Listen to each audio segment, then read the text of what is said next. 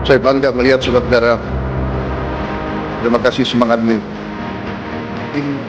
Pada tanggal 10 Agustus 2025, Presiden Prabowo Subianto meresmikan 6 komando daerah militer Kodam baru di berbagai penjuru Nusantara, mulai dari Riau hingga Papua Selatan dalam acara gelar pasukan operasional dan kehormatan militer di Batu Jajar, Bandung Barat. Tambahan ini menaikkan jumlah Kodam di Indonesia dari sebelumnya 15 menjadi 21. Di samping itu juga dilantik 3 Panglima Pasukan Elit TNI, Kopassus TNI Angkatan Darat, Korps Marinir TNI Angkatan Laut dan Kopasgat TNI Angkatan Udara, serta Panglima Komando Pertahanan Udara Nasional. Semua prosesi diiringi sorak meriah, tembakan meriam dan sirine yang menggema simbol kesiapsiagaan dan kekuatan militer kita. Mengapa langkah ini diambil? Apa implikasinya bagi pertahanan dan stabilitas Indonesia? Dan bagaimana sinergi peran antara wilayah melalui Kodam baru dengan Komando Elit TNI untuk menjawab tantangan global saat ini? Semua itu akan kita kupas malam ini bersama para narasumber ahli dari kalangan militer dan pengamat pertahanan di Indonesia Bicara, Kodam baru dan Elit TNI, sinergi militer era Prabowo.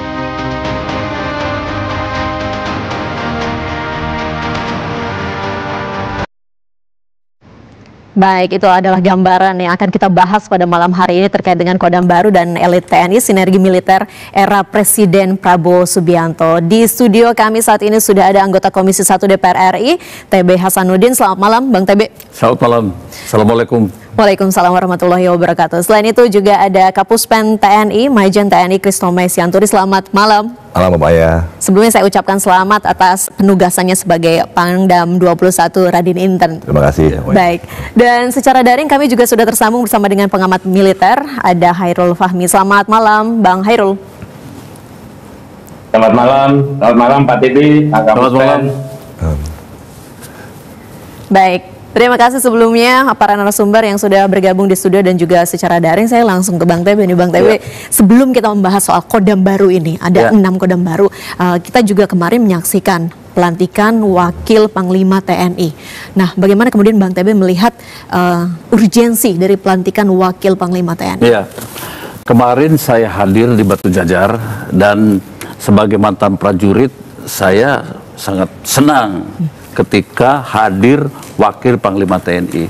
Setelah 25 tahun. Setelah 25 tahun itu kosong dan tidak diisi.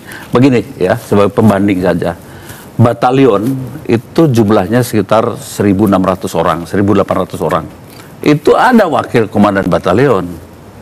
Kemudian naik lagi brigade. Ada wakil komandan brigade. Pangdam punya kasdam. Masa ini paling besar satuannya Panglima TNI tidak punya wakil?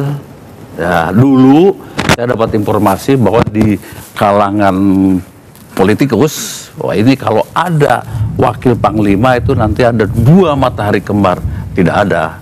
Wakil Panglima TNI itu bertanggung jawab kepada Panglima TNI. Artinya tugasnya jelas, gitu, batasannya jelas. Ada pembatasan, ada pembagian, dan tetap bertanggung jawab kepada Panglima TNI. Clear and clear. Jadi sekarang diisi sudah benar menurut hemat kami. Oh, berarti nanti keputusan tertinggi ada di Panglima TNI. Ya, di Panglima TNI tentu atas perintah dari Presiden. Sebagai Panglima tertinggi di negeri ini. Baik. Ya, dan begini perlu dicatat. Wakil Panglima TNI itu jenderal berbintang 4. Tapi diingat tidak bisa jadi Panglima TNI. Mengapa? Karena menurut undang-undang persyaratan untuk menjadi Panglima TNI itu pernah atau sedang menjadi Kepala Staf, baik Kepala Staf Angkatan Darat, Laut maupun Udara. Begitu. Begitu. Jadi tidak ada nanti, oh ini saingannya Kasal, tetap Panglima TNI akan diambil dari mantan Kepala Staf atau yang sedang menjabat. Begitu. Dan untuk penunjukan dari Wakil Panglima TNI ini sudah dikonsultasikan sebelumnya ke Komisi 1 DPR RI? Tidak perlu. Tidak perlu? Tidak perlu, karena itu kewenangan dari Presiden dan tentu atas saran dari Panglima. Ya, yang kemudian perlu mendapatkan persetujuan hanya Panglima TNI. Oke, baik Pak Christomay, mungkin bisa dijelaskan lebih detail lagi tugas dari Wakil Panglima TNI seperti apa nanti pembagian tugasnya? Ya, baik Mbak Maya. Sebenarnya kan tugas apa sih tugas Panglima TNI, apa tugas Wakil Panglima TNI sebagai unsur pimpinan, unsur pembantu pimpinan di bawahnya sama unsur pelayan, itu sudah tertuang dalam Perpres nomor 66 tahun 2019 ya, tentang struktur organisasi Tentara Nasional Indonesia, diperbarui dengan Perpres nomor 84 tahun 2025 ya. Di pasal 15-nya itu sudah jelas tertulis bahwa tugas Wakil Panglima TNI adalah yang pertama itu melaksanakan tugas harian, membantu tugas harian dari Panglima TNI. Kemudian yang kedua memberikan saran tentang kebijakan pertahanan negara, strategi, doktrin, bagaimana pembinaan kekuatan dan bagaimana penggunaan kekuatan kepada Panglima TNI. Kemudian mewakili Panglima TNI apabila Panglima TNI berhalangan gitu ya, baik berhalangan tetap maupun berhalangan sementara. Dan yang keempat adalah tugas-tugas lain yang diberikan oleh Panglima TNI kepada Wakil Panglima TNI. Jadi batasan-batasan itu sudah jelas seperti tadi disampaikan oleh Pak TB Hasanuddin, nggak mungkin kita saling tumpang tindih gitu ya. Dan tentunya dengan pengembangan struktur organisasi TNI saat ini yang semakin besar gitu ya, dengan gelar kekuatan TNI yang besar, butuh komando dan pengendalian gitu ya. Dengan adanya seorang Wakil Panglima TNI, tentunya tugas-tugas tadi akan semakin lebih efektif, lebih mudah dilakukan gitu. Gitu kira-kira. Akan lebih mengefektifkan tugas begitu ya, karena tadi rentang komandonya begitu ya. Saya ingin kemudian ke Pak Hairul. Pak Hairul, sependapatkah tentang tadi apa yang disampaikan oleh Pak Christomay? Iya, pendapat ya. Kalau kita lihat lingkup kerja Panglima TNI hari ini ya jauh lebih kompleks ya, dibanding beberapa dekade yang lalu ketika jabatan Wakil Panglima ini kemudian ditiadakan gitu ya. Selain memimpin operasi militer, ya, kemudian membangun kekuatan pertahanan, Panglima juga harus berperan aktif dalam diplomasi militer, pengelolaan alutsista strategis, integrasi pengelolaan kekuatan lintas matra gitu ya, kemudian juga melakukan koordinasi dengan kementerian lembaga, terlibatan dalam kerjasama internasional. Nah, beban ini saya kira tidak hanya menuntut kapasitas kepemimpinan yang besar, tapi juga kemampuan memecah fokus secara strategis ya.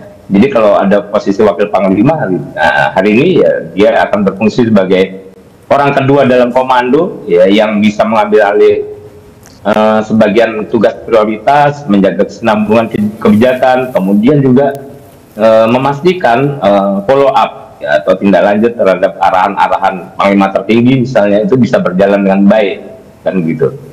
Kemudian kalau lebih jauh dalam situasi krisis, misalnya keberadaan Wakil Panglima ini kan akan juga memperluas rentang kendali sehingga keputusan yang bersifat strategis itu bisa diambil, diimplementasikan tanpa terhambat beban kerja yang menumpuk di tangan Panglima gitu ya.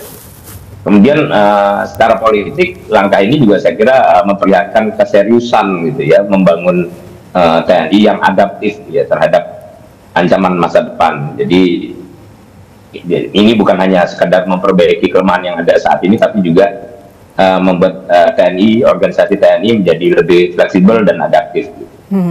Baik, ada perbaikan organisasi di TNI begitu Bang TB terkait dengan penguatan di tubuh TNI ini. Berarti Presiden Republik Indonesia Prabowo Subianto melihat adanya ancaman yang lebih besar ke depan. Ya, begini, sebelum berbicara soal pengembangan pasukan TNI, saya mungkin agak sedikit berteori dulu ya, bahwa organisasi TNI itu ya jelas nirlaba lah ya, bukan perusahaan ya, itu yang pertama. Kemudian yang kedua, acuannya itu sangat tergantung ya pada ancaman.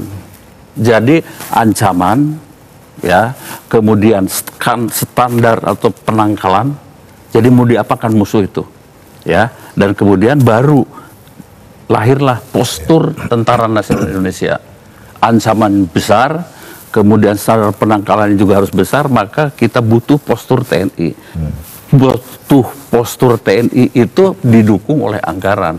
Ya kalau anggarannya kecil, tentu ya standar penangkalannya juga kecil, rendah, dan kita mungkin hanya mampu melahirkan postur TNI yang rendah. begitu. Sehingga menurut hemat saya, ya, pembentukan satuan-satuan baru itu tentu ada kaitannya, relevansinya dengan ancaman. Kalau soal berbicara diskusi ancaman, saya kira tidak di ruangan terbuka seperti sekarang ini. Baik, ya. Itu detail, urut lah, beliau ini juga ahlinya, itu sampai seberapa detailnya, lalu posturnya seperti apa, kemudian berapa brigade, berapa kodam, berapa batalion, berapa peleton, berapa kompi, itu rinci bisa dihitung. Oke, jadi pengembangan yang dilakukan kemarin, postur yang disiapkan saat ini adalah untuk menjawab menghadapi tantangan dan ancaman ke depan. Yes. Oke, Pak Kris Tomeng, bagaimana soal itu? Saya sepakat dengan yang disampaikan oleh Pak TB Asrudin bahwa kita menyusun perencanaan komposisi kekuatan dan gelar pasukan TNI hari ini berdasarkan threat based plan. Jadi kita tadi berdasarkan ancaman, apa sih ancaman hari ini yang kira-kira dianggap bahwa itu bisa menjadi kenyataan. Nah, disitulah kita menyusun gelar kekuatan tadi, yang menghasilkan hari ini yang sudah kemarin diresmikan oleh Bapak Presiden gitu ya. Oh, saya butuhnya sekian batalion, misalnya ada 100 batalion teritorial pembangunan, bahwa selain melaksanakan tugas pokoknya operasi militer perang, bahwa TNI Angkatan Darat juga bisa diperpanjang dalam operasi militer perang, membantu pemerintahan di daerah dengan tadi kompi-kompi produksi, dengan kompi pertanian, kompi perikanan, kompi kesehatan yang disusun dalam batalion teritorial pembangunan gitu ya. Kemudian ada 20 brigade teritorial pembangunan, ada 6 kodam baru. Nah, pembentukan 6 kodam baru juga karena saat ini misalnya kodam 1 Bukit Barisan itu wilayahnya meliputi 4 provinsi sebelumnya. Sumbar, Sumut, Riau, dan Kepri. Rentang komando pengendalian seorang Pangdam terlalu luas. Bahkan ada yang sampai selesai menjabat, Pangdam itu tidak bisa ke semua kodim-kodim atau korem yang ada di wilayahnya. Karena terlalu luas tadi. Terlalu luas wilayahnya kan gitu. Sehingga dipecahlah tadi dalam rangka memudahkan dalam rangka pengawasan dan pengendalian pasukan tadi gitu ya. Bicara soal pembentukan atau peresmian 6 kodam ini, saya kembali ke Bang Hairul. Bang Hairul, apakah ini sesuai dalam pengamatan Anda? Apakah memang urgensinya memang ada begitu? Iya, sebelumnya saya ingin kita mundur dulu ke tahun 1985 ya. Indonesia pernah melakukan reorganisasi besar-besaran terhadap Angkatan Bersenjata Republik Indonesia. Pada saat itu organisasi Kowilhan itu dilikuidasi, kemudian jumlah kodam dikurangi, ada perubahan organisasi juga di Angkatan Laut, di Angkatan Udara gitu ya. Ada satuan-satuan yang dilebur. Nah, pertimbangannya jelas pada saat itu situasi ancaman relatif stabil, ya mendekati akhir perang dingin lah gitu ya kira-kira. Kemudian pemerintah juga ingin efisiensi organisasi, kemudian juga anggaran. Nah, 40 tahun kemudian ini konteksnya berubah drastis ya saya kira. Lingkungan strategis kita jauh lebih dinamis, ancaman tidak hanya datang dari potensi konflik bersenjata, tapi juga dari kejahatan lintas negara, ancaman maritim, cyber, dan lain sebagainya yang sangat kompleks ya. Kemudian ada perkembangan teknologi, pertumbuhan ekonomi di daerah-daerah baru, sampai ya termasuk pembangunan ibu kota Nusantara yang kemudian juga memunculkan kebutuhan baru dalam postur pertahanan kan.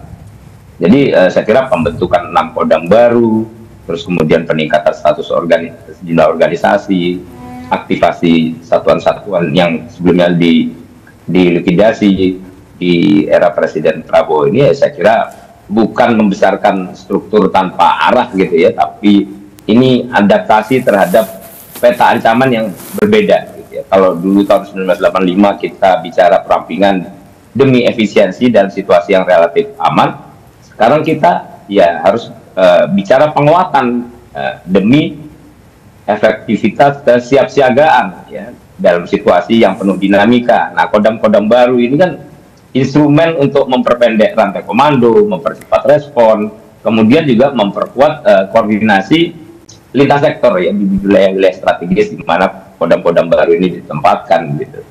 Saya kira itu yang harus dipertahankan ya. Artinya kalau dulu demi efisiensi, sekarang demi efektivitas.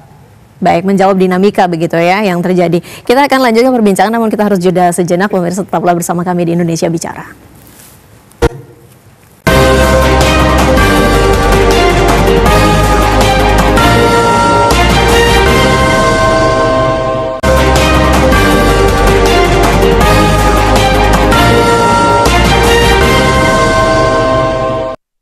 Baik, terima kasih Anda masih bersama kami di Dialog Indonesia Bicara. Kita lanjutkan Kodam Baru dan elit TNI sinergi militer era Prabowo.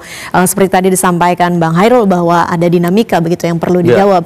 Nah, ini kan selalu berjalan dinamis. Berarti memang sudah selayaknya ada perubahan, entah itu kodamnya diperbanyak atau sedikitkan begitu. Ya.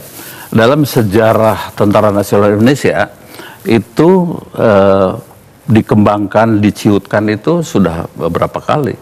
Ya, saya kebetulan pernah menjadi prajurit TNI, misalnya di tahun 80-an itu di Kodam Siliwangi, itu Kodam 6. Dulunya. Lalu diciutkan antara lain Kodam 17 itu tidak ada. Ya, sehingga menjadi Kodam 3 Siliwangi dan seterusnya ya. Kita ke belakang lagi kita lihat ada istilah rera. Ya, pada saat rera itu juga terlalu banyak prajurit ya, dan sementara ancaman dan tantangannya itu sudah mulai menurun, maka di regrouping lagi dan sebagainya. Dan sekarang tentu sesuai dengan kebutuhan bahwa anggaran ya memang butuh anggaran begitu ya. Kita jangan, kan ada adagium, wah begitu, ini tidak ada perang, ngapain? Justru bersiaplah. Kalau mau damai, bersiaplah untuk berperang. Ya, begitu. Artinya apa? Supaya tetap damai, ya kita harus siap perang, siap sedia, siaga, tunjukkan bahwa kita punya kemampuan. Begitu, ya. Kalau anggaran saya kira semua penting, ya, pendidikan, kesehatan rakyat, perkoperasian, kemudian juga kesehatan, tetapi juga pertahanan juga satu hal yang juga, Oke, sama Pak. Pentingnya begitu. Pak Kristomey tadi kan ini sudah begitu ya diresmikan, bahkan sudah dilantik, termasuk salah satunya juga Pak Kristomey di sana. Apa kemudian langkah ke depan setelah Pangdamnya diresmikan? Ya, tentunya langkah-langkah setelah Kodamnya diresmikan adalah bagaimana memenuhi infrastrukturnya, bagaimana membenahi struktur organisasinya, sehingga benar-benar bahwa Kodam yang baru itu bisa bekerja secara efektif sesuai dengan bagaimana struktur organisasi Kodam itu. Tapi tentunya sebagai prajurit kami diperintahkan untuk memelopori sesuatu yang baru, ya tidak ada masalah gitu. Belum belum ada kantornya, tidak masalah, mau tidur tenda pun namanya prajurit sudah biasa untuk melakukan itu. Yang penting tugas pokok yang diberikan kepada kita bisa kita kerjakan gitu loh, Mar. Oke, jadi tidak ada masalah ketika ini sudah diresmikan, begitu sudah dilantik, Pangdamnya sudah bisa langsung berjalan. Tiap Kodam itu ada yang namanya TOP dan DSPP, nah, gitu ya. Dan itu ya dipenuhi dulu lah, mungkin sekarang 50% ya, nanti tahun depan jadi 80%. Secara gitu. bertahap. Ya, secara bertahap sesuai dengan kemampuan anggaran negara. Berapa kemampuan anggaran negara untuk tahun depan? Ya kita nanti tunggulah pidato Presiden pada tanggal 15 nanti ya, tidak usah dibuka dulu. Nanti kita diskusikan lagi setelah pidato Bapak Presiden. Saya tidak mau mendahului pidato beliau. Nah, kalau sudah fix, diketok, kita bisa lihat seberapa. Oke, ada pendapat juga yang menyatakan bahwa dengan pengembangan dan postur yang baru ini juga akan membebani anggaran. Nah, saya ingin mendapatkan pernyataan atau pandangan dari Bang Hairul. Bagaimana, Bang? Iya, anggaran pertahanan itu kan memang diarahkan untuk pembangunan postur, ya, SDM, organisasi, alutsista, sarana prasarana maupun logistik, pengembangan Kodam dan peningkatan status pasukan elit, termasuk juga penambahan satuan-satuan baru gitu ya. Ini kan dilakukan melalui perencanaan bertahap, memanfaatkan sumber daya yang sudah ada, kemudian juga mengoptimalkan satuan yang sudah ada sebelumnya. Artinya infrastruktur dasar, kemudian sebagian besar personil itu sudah tersedia, tinggal dilakukan penguatan gitu. Jadi saya kira ini bagian dari roadmap yang sudah diproyeksikan dalam rencana jangka menengah maupun jangka panjang. Jadi saya kira ini bukan sesuatu yang membebani ya, tapi justru sudah direncanakan dengan baik dengan pentahapan juga ya. Kalau kita bicara idealnya ya tentu ini masih jauh dari ideal, tapi kita bicara dengan pertimbangan ketersediaan anggaran dan sebagainya, ya rencana-rencana yang berdasarkan pentahapan yang jelas inilah yang kemudian berjalan gitu. Dan ini tentunya sudah dipastikan bahwa ada anggaran yang tersedia dan bisa digunakan untuk menyiapkan apa yang sudah dibentuk saat ini. Oke, bicara soal ideal, belum ideal kata Bang Hairul begitu. Saya kembali lagi ke Bang TB. Bang TB, bicara soal ideal dari 6 ini, pembagian wilayahnya, pecahannya apakah sudah sesuai begitu dalam pandangan Bang TB sendiri? Begini, pada prinsipnya secara teori ya, kita ini kan menganut perang rakyat semesta. Ya, dengan perang berlarut. Nah, kemudian yang menjadi kompartemen pertahanan itu adalah kodam-kodam itu ya. Teorinya kodam itu egal atau ekuivalen dengan wilayah teritori provinsi begitu ya. Tetapi kan sekarang ada satu berarti masih kurang dong kalau misalkan dengan wilayah provinsi. Iya, tapi kan nanti anggarannya kan belum begitu. Jadi secara bertahap dan sebagainya. Cita-cita itu ada, tetapi kalau cita-cita ini tidak diwujudkan sejak sekarang, ya siapa sih yang menjamin bahwa besok itu tidak ada perang? Tidak ada. Ya, jadi memang harus kalau mau damai bersiaplah perang. Itu ada game yang memang seharusnya seperti itu.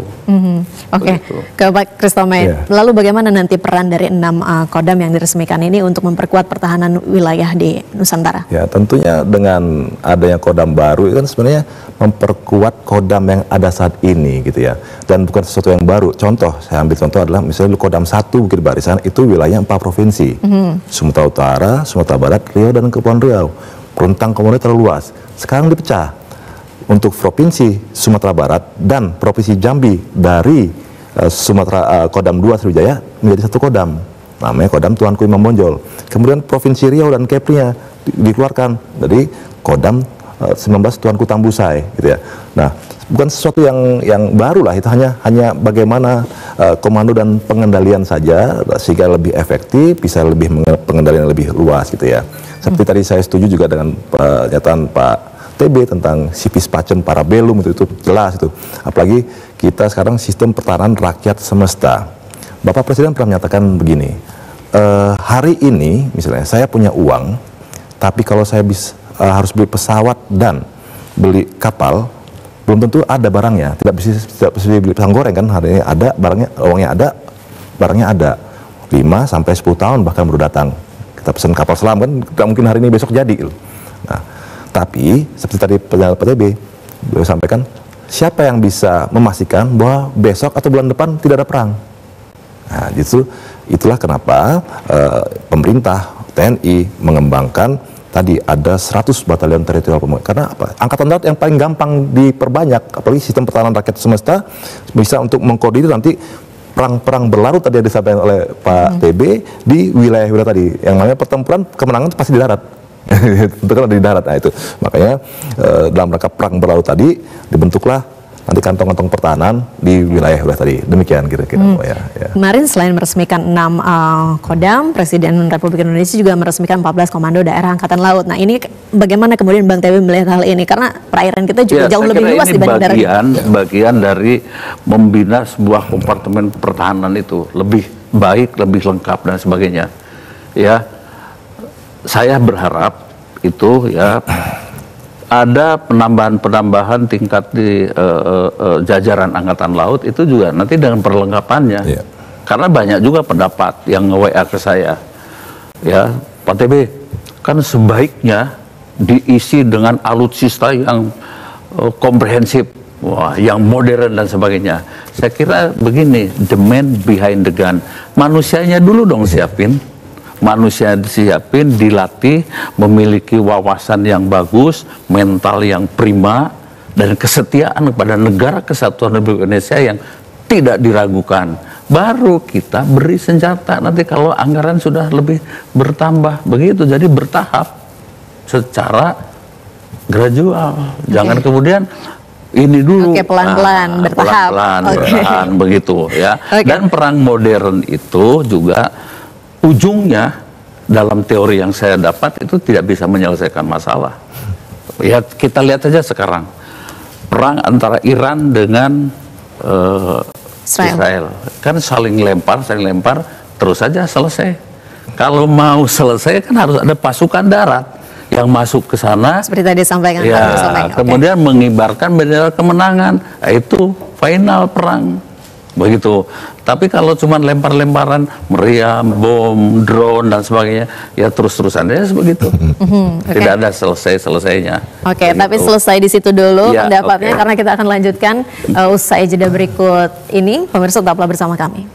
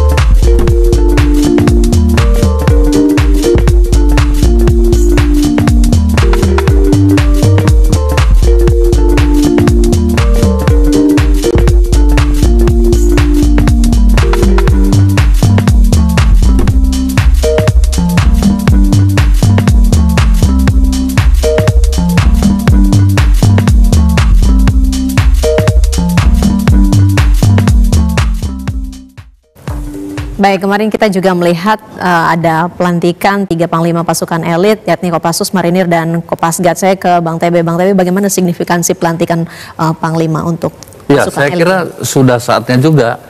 Ya, walaupun agak terlambat, menurut hemat saya lebih bagus lah ya. Lebih baik terlambat daripada tidak sama sekali. Ya, komandan begitu. Komandan itu komandan batalion, komandan brigade, begitu. Kalau sudah setingkat bintang 2 itu panglima. Dari dulu harusnya. Ya, jadi ide Pak Presiden ini baguslah biar strukturnya jelas lah. Ya, apalagi nanti akan ditambah misalnya Kopassus itu 6 grup ya. 6 grup, Pak. Kemudian Marinir 5 batalion infanteri pendarat ya. Kemudian Kopasgat itu berapa? 2 batalion termasuk 1 batalion Banpurnya dan sebagainya. Itu sehingga rentang kendali, komando pengendaliannya lebih luas ya, dan lebih siap ya untuk mengantisipasi setiap ancaman dan tantangan di seluruh wilayah NKRI. NKRI itu luas loh. Luas, mencakup darat dan laut begitu. Serta udaranya. Saya ke Pak Kristome, Pak Kristome tadi menjawab apa yang disampaikan oleh Bang TB ini harusnya dari dulu, tapi ya sudah. Sekarang bersyukur sudah dilakukan. Apa ini nanti pengaruhnya untuk struktur organisasi di dalam TNI sendiri? Ya, tentunya seperti yang sampaikan ke Pak TB tadi kan, namanya bintang 2 ke atas itu panglima ya. Apalagi misalnya tambah Kopassus 6 grup baru, ya, 6 grup penambahan grup. Kemudian Marinir ada 5 batalion infanteri Marinir. Kemudian untuk Pasgat tambah 2 batalion Parako Pasgat, 2 batalion Arhanud Pasgat, dan 1 Denmatra. Nah gitu ya. Jadi kan jumlah personel pun lebih banyak, jadi rentang tanggung jawabnya pun lebih besar gitu ya. Jadi pangkatnya dinaikkan karena memang jumlah personel yang dibawahi juga semakin besar, berarti tugas dan tanggung jawabnya semakin besar juga gitu ya. Sehingga Presiden memintakan dinaikkan dari bintang 2 ke bintang 3 gitu ya. Tadi kemudian untuk di darat ada 6 kodam baru, 20 brigade infanteri teritorial pembangunan, dan 200 batalion infanteri teritorial pembangunan. Harapannya nanti si batalion infanteri teritorial pembangunan ini juga akan bertambah ya, karena idealnya itu 1 kabupaten adalah 1 batalion infanteri teritorial pembangunan. Tapi kan tadi disampaikan oleh Pak Dewi, kita bertahap, kita sesuaikan juga dengan anggaran pertahanan kita hari ini. Ingat, anggaran pertahanan kita hari ini baru 0,7% dari PDB. Nah, kita bandingkan misalnya dengan Singapura yang 1,5%, apalagi Amerika yang 2,5%. Amerika sendiri ada sebenarnya Pak TB, ada saya baca hari ini berita Trump akan membuat National Guard di Washington, penambahan. Jadi semua negara juga punya perencanaan bagaimana mengembangkan pertahanan negara masing-masing gitu loh, Mbak. Nah, saya ingin mendapatkan tanggapan juga dari Bang Hairul apa yang tadi disampaikan. Artinya akan ada perubahan begitu ya di struktur TNI sendiri begitu dengan pelantikan 3 panglima pasukan elit ini. Tanggapannya seperti apa Bang Hairul untuk karir anggota ke depan? Ya tentu peningkatan pada 3 satuan elit ini ya, yang selama ini komandannya atau komandannya ini berpangkat bintang 2, sekarang secara hierarki dijadikan pertama operasi yang strategis seperti Kostrad dan yang ada sebelumnya Parmada dan sebagainya. Nah ini kan menunjukkan bahwa peran pasukan elit ini akan sangat menentukan ya, pengamanan instalasi vital, penyelamatan sandera, penanggulangan terorisme sampai operasi membutuhkan penindakan cepat di daerah-daerah konflik gitu ya. Dan kemudian kenaikan menjadi bintang 3 ini saya kira ada jumlah keuntungan yang didapat ya secara sistemik gitu ya, ada kesetaraan struktural, ada kecepatan koordinasi, penguatan interoperabilitas gitu ya. Nah ini juga saya kira kemudian bukan hanya soal prestis atau pangkat gitu, tapi justru ini akan memastikan bahwa kemampuan unit pasukan-pasukan ini mulai dari intelijen tempur, infiltrasi, sabotase strategis sampai operasi lintas negara ya bisa diintegrasikan dalam grand strategi ya, secara lebih kuat gitu.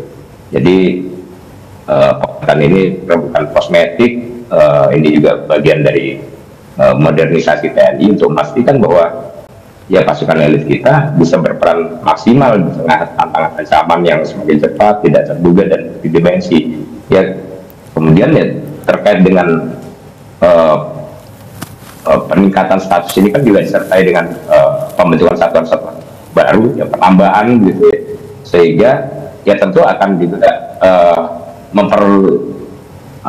memperluas ya ruang bagi karir para prajurit kita ya, dari level terutama di level perwira tentunya juga akan mendapatkan ruang untuk lebih berkiprah lebih besar gitu ya dalam konteks operasi-operasi militer ya. Artinya dengan satuan-satuan baru ini kan di lapangan itu mereka juga akan bisa ya lebih kompetitif lagi juga untuk meningkatkan pengalaman, kemampuan dan mungkin ini akan berdampak bagus begitu ya Bang Hairul. Bang Hairul, dengan apa yang ditunjukkan oleh Presiden Prabowo dengan meresmikan kemudian pelantikan penguatan yang dilakukan secara bersamaan dalam sebuah gelar pasukan operasional dan kehormatan militer, ini apa pesan yang mungkin bisa terbaca begitu ya yang dilakukan oleh Presiden Prabowo ini? Iya, pesannya saya kira jelas ya, ini penguatan yang dilakukan dengan arah yang terencana, terukur, berbasis analisis ancaman terkini. Kemudian ini bukan juga kembali ke masa lalu, melainkan ini melangkah maju gitu ya, dengan struktur yang disesuaikan untuk menghadapi tantangan bukan hanya hari ini tapi juga masa depan gitu ya. Kita memastikan bahwa kita punya kekuatan pemukul yang siap siaga kapan saja gitu ya. Kemudian dari sisi kebijakan besar ini membangun pertahanan yang tangguh, modern dan berdaya gentar tinggi gitu ya. Kemudian juga di sisi lain kita juga memastikan kedaulatan, kepentingan nasional terjaga terutama di tengah dinamika kawasan dan global. Dan ini kan hal-hal yang selalu disampaikan, ditekankan oleh Presiden ya dalam berbagai kesempatan gitu ya, bahwa kita harus bukan hanya memastikan kekuatan yang punya daya gentar tinggi, tapi juga memastikan kedaulatan dan kepentingan nasional kita terjaga. Oke. Baik, tadi mengutip apa yang disampaikan soal kekhawatiran kembali ke masa lalu. Bang TB punya tanggapan soal ini karena ada sebagian yang khawatir dengan penguatan yang dilakukan kemarin justru akan ada kendali terhadap sosial politik di masyarakat. Ya, saya juga takut kalau situasinya seperti dulu. Kalau situasi seperti sekarang ini sudah ada aturan permainan yang lebih jelas, ya, di partai seperti apa. Prajurit TNI kalau mau jadi gubernur ya harus keluar, harus ikut pilkada. Kalau tidak terpilih oleh rakyat ya jangan nangis, walaupun sudah mundur ya, begitu. Jadi tidak mungkin akan kembali seperti dulu. Dan sudah artinya ada, lain dulu lain sekarang. Lain dulu lain sekarang. Sudah lain. Jadi jangan terlalu khawatir lah ya dengan masa lalu begitu. Sekarang ini juga yang namanya melangkah ke toilet pun kita termonitor kok, sama apa, sama media sosial kok, mau aneh-aneh dan lain sebagainya pun ya secara terbuka sekali. Jadi don't worry lah ya istilahnya itu. Oke, jangan terlalu khawatir jangan soal terlalu itu. khawatir begitu. Ya. Oke, Pak Kristomer tadi juga sempat disinggung oleh Bang Hairul soal kualitas pelatihan personel begitu. Nah, bagaimana kemudian ketersediaan personel dan kualitas latihan untuk mengisi satuan baru? Ya, artinya kan kalau kita melihat bagaimana sih visi Panglima TNI hari ini kan ada yang disebut dengan prima, profesional, responsif, integratif, modern dan adaptif. Kita bahas yang profesional aja. Apa sih secara profesional itu? Ada 4 ya. Well trained, dia harus dilatih dengan baik. Nah, gitu ya. Well organized, tadi pengembangan organisasi. Ya. Terus well equipped, dilengkapi, dan yang terakhir well paid. Nah, digaji, kesejahteraannya diberikan lah gitu kira-kira. Sehingga dia siap untuk berperang nantinya. Gitu ya. Sama seperti ketika kami menerima pengarahan dari Bapak Presiden, Presiden menyatakan kamu itu, kita itu prajurit itu seperti ayam jago, dielus dulu, dikasih makan, kan, dielus-elus, ketika dilempar untuk berperang dia harus siap, nah, gitu. Nah jadi bagaimana sistem rekrutmen juga sekarang diperbarui, ya gitu ya. Kita mencari prajurit-prajurit TNI yang memang memiliki kualitas yang baik. Bagaimana kualitas perwira, bagaimana kualitas bintara, bagaimana kualitas tamtama. Ada persyaratan-persyaratan yang harus penuhi untuk itu, sehingga prajurit-prajurit kita memang prajurit-prajurit yang siap untuk digunakan untuk mengatasi segala ancaman, gangguan, hambatan dan tantangan tadi dalam rangka melaksanakan tugas pokoknya. Nah, kekhawatiran misalnya teman-teman bahwa nanti bisa merusak semangat reformasi dan sebagainya tadi yang seperti dibahas oleh dengan Pak TB. Saya rasa hari ini aturan mainnya sudah jelas, undang-undangnya jelas, Undang-Undang Nomor 3 Tahun 2025 tentang TNI sudah jelas batasan-batasan mana yang boleh dan mana yang tidak boleh. Jadi kalau kekhawatiran untuk kita kembali ke zaman Orba misalnya, itu saya rasa tidak akan pernah kita kembali ke sana lagi gitu. Karena jelas tidak mungkin saya seorang jenderal tiba-tiba saya pengen jadi gubernur gitu. Ya nggak bisa lah, harus pensiun dulu kemudian ikut pilkada, ikut pilgub gitu. Kalau diterima rakyat ya jadi gubernur. Kalau enggak kan kalau tidak ya sudah kalah gitu, nggak mungkin jadi. Jadi tidak bisa seperti kalau dulu bisa ditunjuk. Gitu kira-kira. Ya tadi lain dulu lain sekarang gitu ya. Lalu bagaimana kemudian tantangan yang mungkin akan dihadapi begitu ya dengan apa yang kemarin dilakukan oleh Presiden Prabowo Subianto? Saya ke Bang Hairul.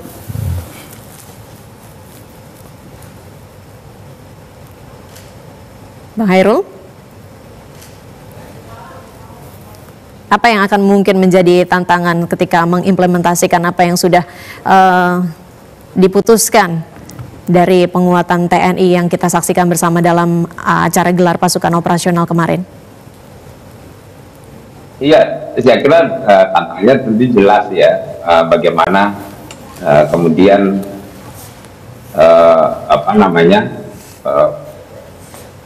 perencanaannya sudah disusun rapi, kemudian sudah mulai diimplementasikan secara bertahap ini, kemudian bisa dijalankan dengan disiplin berkelanjutan ya, terutama yang terkait dengan ya lintas rezim begitu ya, artinya ini tidak betul-betul diarahkan untuk menghadapi dinamika tantangan dan ancaman gitu ya, baik hari ini maupun masa depan. Ini proyeksinya sudah disusun gitu ya, sehingga yang kita ingin lihat kemudian adalah bagaimana ini dijalankan dengan disiplin dan berkelanjutan supaya apa yang sudah dimulai hari ini tidak terbengkalai di kemudian hari, yang kemudian justru melemahkan kekuatan kita dan membuat kita jauh dari cita-cita awal ingin membangun postur yang bukan saja tangguh berubah, tapi juga fleksibel, adaptif, dan selalu siap menghadapi berbagai macam dinamika.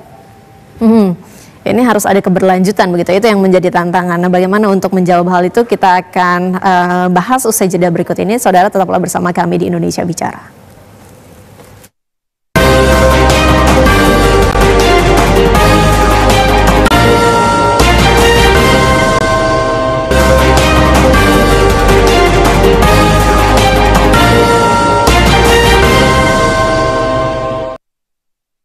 Ya, Anda masih bersama kami di Indonesia Bicara. Kita lanjutkan berbincang dengan para narasumber, masih dengan Bang Tebe Hasanuddin, kemudian Majen TNI Christomay Sianturi, dan juga Bang Hairul Fahmi yang tersambung melalui Zoom. Tadi sempat disinggung harus ada keberlanjutan dari apa yang sudah diputuskan hari ini, begitu ya, harus ada peningkatan setelah adanya pengembangan postur TNI. Ke depan apa lagi nih yang perlu diperkuat? Kira-kira ya pada satu dekade 30-40 tahun itu masih akan tetap seperti ini ya.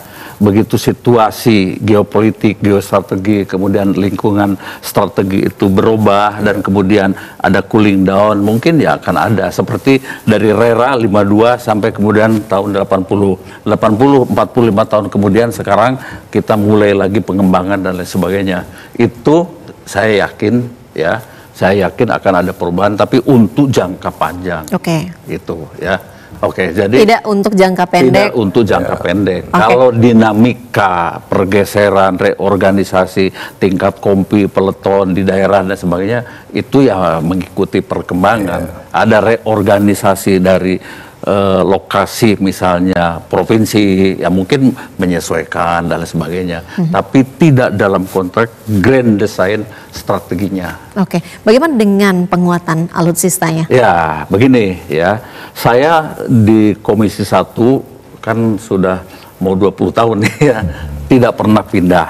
Nah, monitor terus mengamati era Menhannya Pak Prabowo ini, saya lihat ada dua hal penekanan itu. Pertama itu pada sumber daya manusia, pelatihan dan sebagainya, sehingga Kobangdiklat, Pusdik itu mendapatkan perhatian ya, termasuk Kementerian Pertahanan itu memiliki Universitas Pertahanan.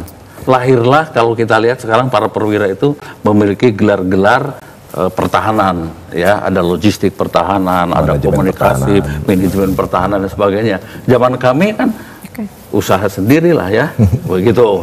Jadi harus kuliah sendiri ini dan sebagainya. Ini merupakan sebuah perkembangan. Termasuk juga saya salut adanya Fakultas Kedokteran dibangun ya, Fakultas Kedokteran itu, sehingga menyiapkan dokter-dokter umum, dokter-dokter militer untuk bedah tempur dan sebagainya, begitu ya. Kemudian yang kedua kesejahteraan, remunerasi meningkat, ULP, uang lauk pauk itu ditambah dan sebagainya, uang operasi dibedakan, operasi di Papua, operasi di wilayah yang relatif aman dan sebagainya, itu mendapatkan fokus ya. Sehingga ketika era pengembangan sekarang ini 6 Kodam, 20 brigif, 100 batalion dan sekian batalion pasukan khusus, ya ini udah sesuai dan sejalan on the track. Sesuai on the track ya.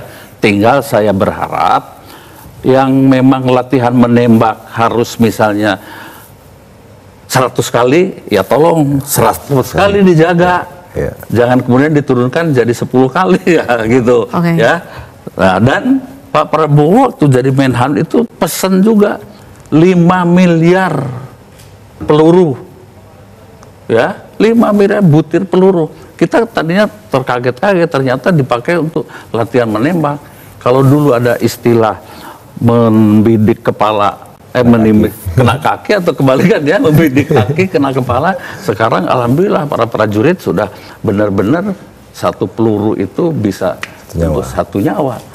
Jadi ada peningkatan kualitas pelatihan. Tentu kualitas itu harus melalui pelatihan.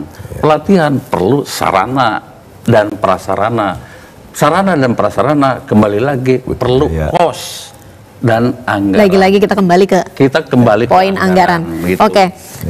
Tadi itu soal SDM ya. Bagaimana nih soal alutsista ke depan ini seperti apa, Bang TB? Ya, begini ya. Saya melihat kan kita ini menganut hubungan luar negeri ya, atau sistem kita ini adalah bebas aktif.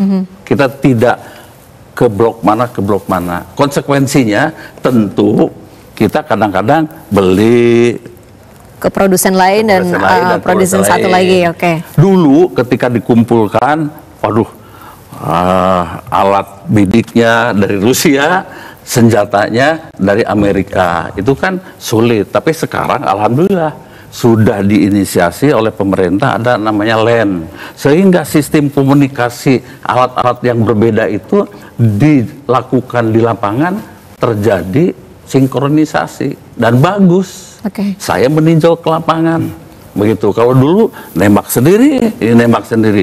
Kalau sekarang dijadikan menjadi satu sistem, dikendalikan dengan alat yang buatan Indonesia, dan bisa K3I-nya itu berlaku dengan baik, begitu. Nah, itu sudah kita lakukan begitu ya. Dan ada untungnya juga, membeli dari sini. Ketika mungkin suatu saat diblokade atau tidak boleh dipakai, ya kita masih bisa pakai yang ini.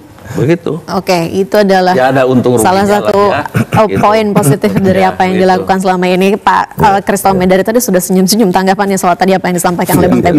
Saya sangat setuju sama yang Pak TB, kan jelas yang namanya misalnya prajurit yang profesional itu apa sih? Oh, berarti harus terlatih kan, well trained ya. Latihan apa? Saya sampaikan menembak. Kalau menembak itu misalnya butuh sekian ratus butir munisi. Ya, misalnya dalam 1 bulan seorang prajurit itu harus menembak untuk sama panjangnya 132 butir munisi yang dia harus habiskan. Nah, kalau cuma dikasih 3 butir munisi kan habis itu nembaknya pakai mulut, dar, ya nggak akan bisa dia profesional untuk itu. Gitu. Tadi nembak kepala kena kaki, kena kepala. Gitu. Tapi dengan semakin dia terlatih, latihan nembaknya semakin rutin, munisi yang dipakai semakin banyak, tentunya tadi berkaitan dengan cost, budgetnya harus tinggi. Nah, sehingga tadi makanya ada ada teorinya bahwa kalau misalnya anggaran pertahanan itu di bawah 1% gitu ya, itu hanya bisa untuk anggaran rutin saja, belanja rutin saja gitu loh. Kalau kita mulai mengembangkan alutsista berarti di atas itu anggarannya. Gitu. Itu teori-teori itu ya tadi ada Universitas Pertahanan tadi membuat kami para perwira itu belajar. Oh, ada tuh yang namanya manajemen pertahanan. Oh, ada tuh namanya ekonomi pertahanan. Oh, ada tuh kedokteran pertahanan. Sehingga memperluas wawasan perwira, memperluas wawasan prajurit TNI sendiri untuk pengembangan organisasi TNI tadi. Nah, bicara soal pengembangan organisasi yang sudah dilakukan dan kita lihat bersama kemarin bagaimana kemudian relevansinya dengan rencana strategis TNI 2025 hingga 2045. Ya, tentunya kan dengan kajian-kajian itu kan sudah dilakukan dengan pengembangan ini, itu kan berdasarkan kajian. Dengan pengembangan geopolitik, geostrategis kawasan saat ini, ancamannya apa, dikaitkan dengan budget plan-nya kan, threat based plan dengan budget based plan itu kan saling terkait dia gitu ya. Oh, ancaman ini anggaran seperti ini. Dengan kajian kita seperti ini, geopolitik, geostrategi apa ancamannya, sehingga analisnya seperti ini. Nah, itu nanti berkaitan dengan bagaimana sih rencana kebijakan pertahanan negara ke depan bagaimana. Itu saling keterkaitan gitu. Makanya TNI itu kebijakan strategis ada di Kementerian Pertahanan gitu ya. Oke, ada keterkaitan kemudian kebijakan gitu ya yang kita bicarakan tadi. Dari Pak Hairul, apa yang ingin disampaikan garis bawahi soal tema kita pada malam hari ini?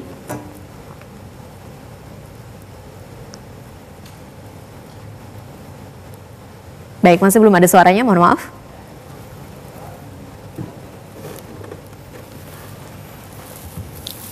Ya, yang perlu digarisbawahi tentunya bahwa kita berharap bahwa struktur baru ini kemudian jangan sampai hanya menambah lapisan birokrasi gitu ya, tapi juga benar-benar diikuti oleh peningkatan kemampuan operasional, kualitas personil, kemudian kesiapan alutsista gitu ya.